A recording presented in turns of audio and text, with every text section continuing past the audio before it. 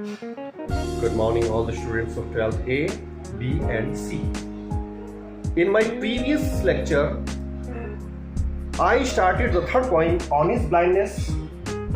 First, gave you the idea of kinds of poetry and told you that honest blindness is a beautiful Petrarchan sonnet. Then I told you about its composer, John Milton, and then told you the background of this poem. John Milton ये poem किस लिए लिखते हैं? इससे पहले वह एक epic लिख रहे थे, पैराडाइज लॉस्ट, जिसको लिखते लिखते उनकी आंखों की दृष्टि चली गई थी और जब उनको दिखना बंद हो गया तब उन्होंने ईश्वर से शिकायत की और वो शिकायत ही ये पोएम ऑनेस्ट ब्लाइंडनेस बनी। तो इस पोएम में मैंने आपको डिफिकल्ट वर्ड्स लर्न करने के लिए दिए थे। I hope you have done that work. So let's go now start this poem honest blindness.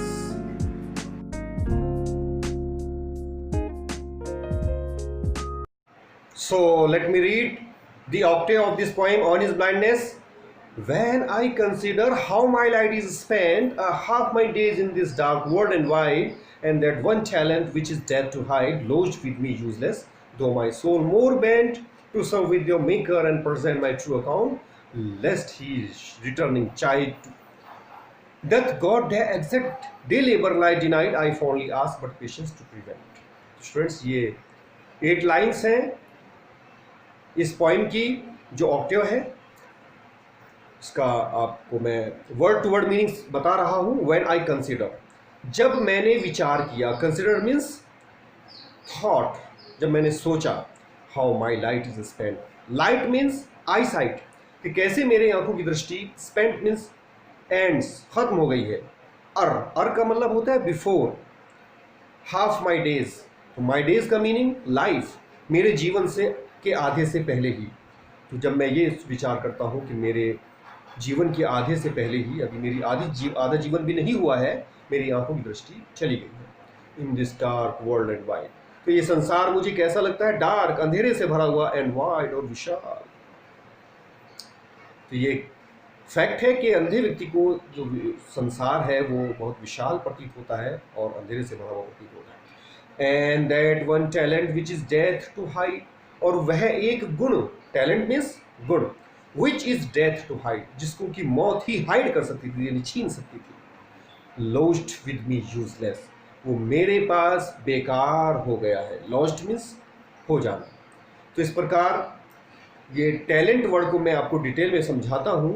Talent का जो लिटरेरी मीनिंग है, शाब्दिक अर्थ, वो यहाँ पर गुण है। तो कौन सा गुण था? कवि के पास कविताएं लिखने का, he was a famous poet, तो अब वह खत्म हो गया है।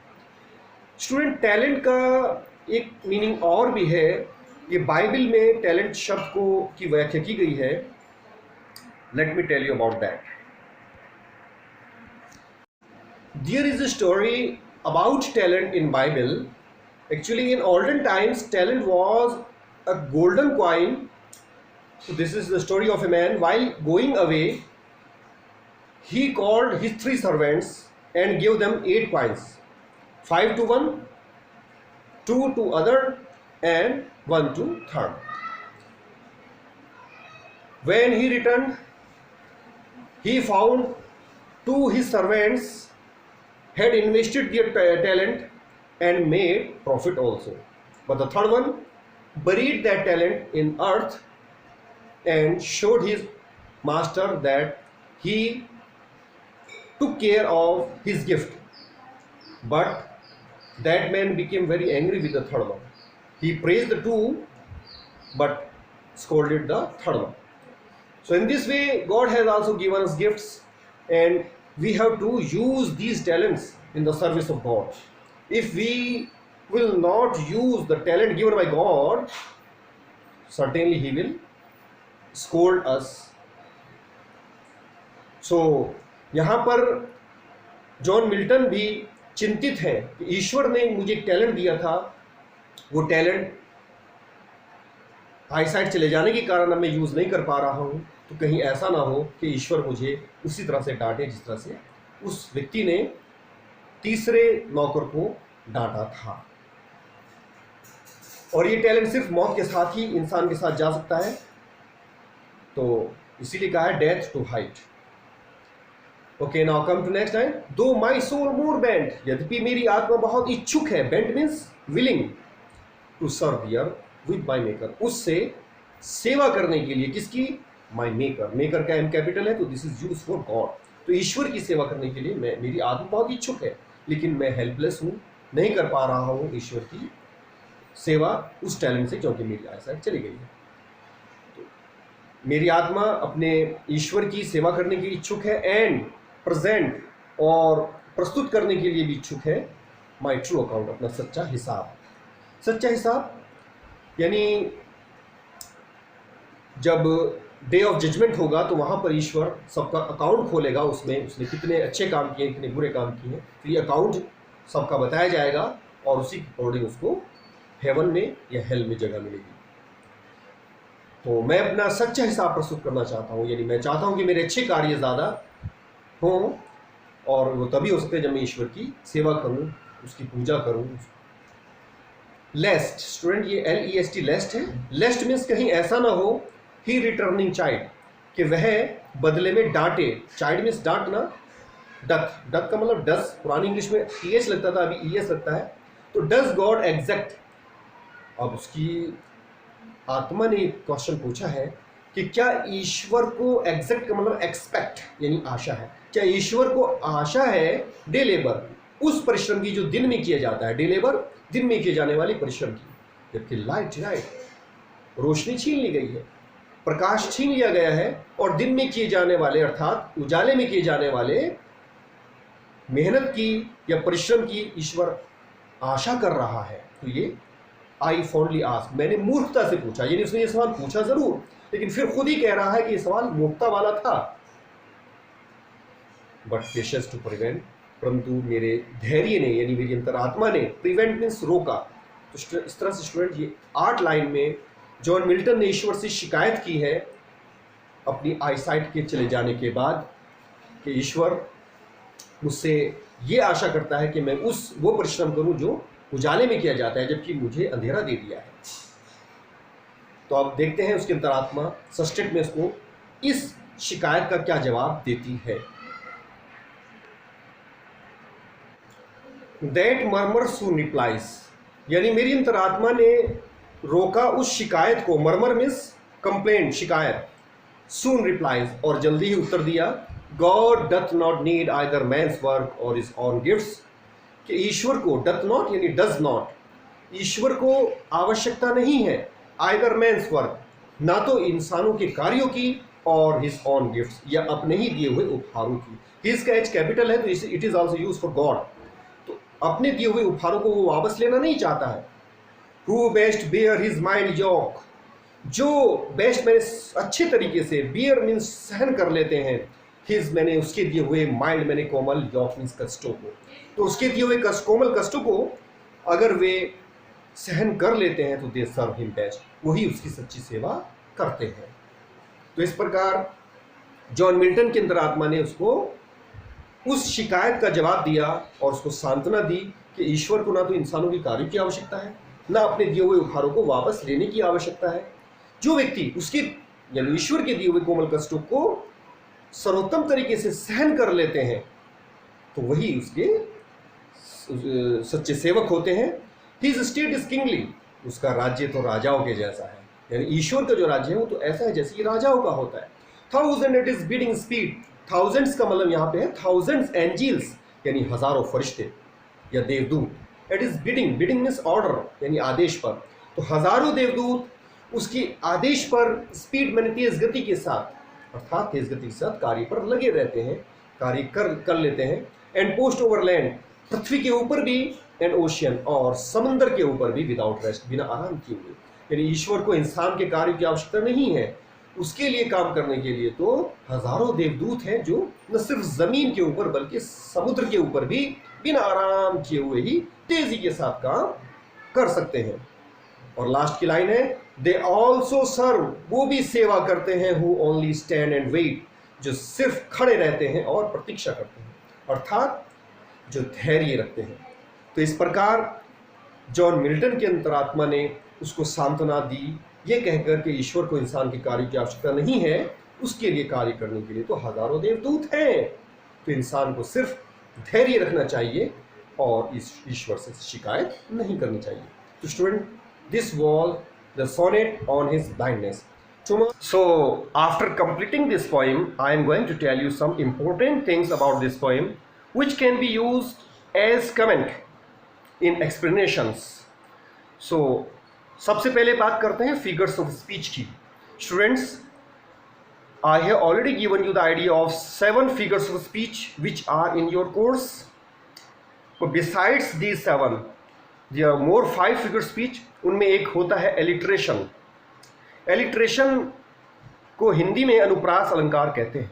इसमें क्या होता है, दो या दो से ज़्यादा शब्द आसपास होते हैं जिनके जो फर्स्ट लेटर्स होते हैं वो सेम होते हैं, तो उसको अनुप्रास अलंकार कहा जाता है। तो इस पॉइंट में भी एलिट्रेशंस का यूज़ हुआ है। Now I tell you about these alliterations. Okay, go for it. So look here in the second line, world and wide. Here W 2 बार यूज हुआ है, तो यहां पर अलिट्रेशन अलंकार है। Now come to 5th line, my maker. Here is also M 2 बार use हुआ है। Then in the 8th line, patience prevent. Look here, patience prevent, यहां पर P 2 बार यूज हुआ है। And in the same way, best bear, best and bear, ये दोनों, इन दोनों वर्ड्स में जो बी है वो फिर से रिवाइज हुआ है। तो इस तरह से इसमें जो फिगर्स ऑफ स्पीच है वह है अलिट्रेशन है।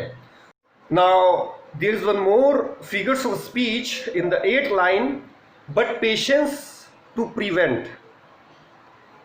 Look here, but patience to prevent that murmur soon replies. परंतु धैर्य ने रोका दैट मर्मर, उस शिकायत को, सून रिप्लाइज, और जल्दी ही उत्तर दिया। स्टूडेंट, गेस कीजिए यहां पे which figure speech has been used. धैर्य क्या है? ये एक गुण का नाम है जो हमारे अंदर होता है। ये कोई लिविंग चीज नहीं होती, सजीव चीज नहीं होती है ये। तो धैर्य ने रोका, कार्य क्या कर रहा है? जो सजीव करते हैं। Yes, you understood, this is personification. Student, यहां पर पर्सोनिफिकेशन का यूज हुआ है। Now there is one more figures of speech in thousands at his bidding speed. लोग करते हैं तो 1000 एट हिज बिडिंग स्पीड। ये यहाँ पर बात को बहुत ज़्यादा बढ़ा चढ़ाकर कहा जा रहा है। मे बी ये बात करेक्ट है कि गॉड के लिए कोई बड़ी बात नहीं है, हज़ारों देवदूत उसके काम करते रहते हैं उसके एक इशारे पर, लेकिन यहाँ पर अतिशयोक्ति का प्रयोग किया गया है और ये हाइपरबोल है। तो इस तरह से this was about figures of speech. Now students, I would like to tell you next comment, that is about rhyming scheme. So students, rhyming words के बारे में आप ऑलरेडी जानते हैं। ऐसा वर्ड जो किसी लाइन के लास्ट में आता है और अन्य लाइन के लास्ट वाले वर्ड से सेम साउंड निकालता है, वो राइमिंग वर्ड्स कहलाते हैं। यहाँ पर अगर हम ऑक्टेव में देखें तो फर्स्ट लाइन के लास्ट में स्पेंट वर्ड यूज किया गया है और सेम साउंड है 4th लाइन के लास्ट वाले वर्ड बेंट से, देन 5th लाइन में present, and then 8th line में प्रिवेंट। तो ये चारों जो वर्ड्स हैं आपस में राइमिंग कर रहे हैं। अगर हम स्पेंट को ए कहते हैं तो 4th लाइन में जो बेंट है उसको भी ए कहेंगे, और 5th लाइन में जो है उसको भी ए कहेंगे, और 8th लाइन में जो है उसको भी ए कहेंगे। तो first line, 4th line, 5th and 8th line. Now come to next words. White, height 3rd line में है, चाइल्ड जो आपकी 6th लाइन में है, और 7th लाइन के लास्ट में डिनाइट। ये चारों वर्ड्स आपस में राइम कर रहे हैं, तो ए के बाद बी आता है। अगर हम वाइड को बी कहते हैं, ये 2nd लाइन में है, और 3rd लाइन में भी हाइट है, इसको भी हम बी कह रहे हैं, और उसके बाद 6th लाइन में चाइल्ड है तो यहाँ पर भी बी लिखेंगे, और 7th लाइन में डिनाइट, इसको भी हम बी लिखेंगे। तो ये हमारी राइमिंग स्कीम बन गई है, A B B A B B A. तो इस तरह से ये ऑक्टेव की राइमिंग वर्ड जो स्कीम है वह बन गई है। Now let me tell you about sestet. Sestet में देखिए लास्ट में जो वर्ड है नीट, नीट जैसे साउंड आप देखेंगे स्पीड। तो नीट को अगर हम सी कहते हैं, जो कि हमारी 9th लाइन है, तो 2 लाइन छोड़ करके फिर हम फिर से सी लिख रहे हैं। और उसके बाद इसमें वर्ड आया है नीट के बाद बेस्ट। बेस्ट जैसे साउंड रेस्ट है। तो ये सी के बाद यहां पर डी और यहां पर भी डी। फिर इसमें बचा है स्टेट, जो सेम साउंड दे रहा है लास्ट वाले वर्ड वेस्ट से। तो स्टेट को अगर हम ई कहते हैं तो यहां पर ये वेट भी ई है। तो सस्टेट की जो राइमिंग स्कीम बनी है C D E.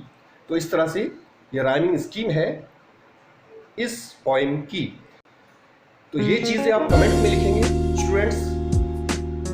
That's all for today about on his blindness. All the very best.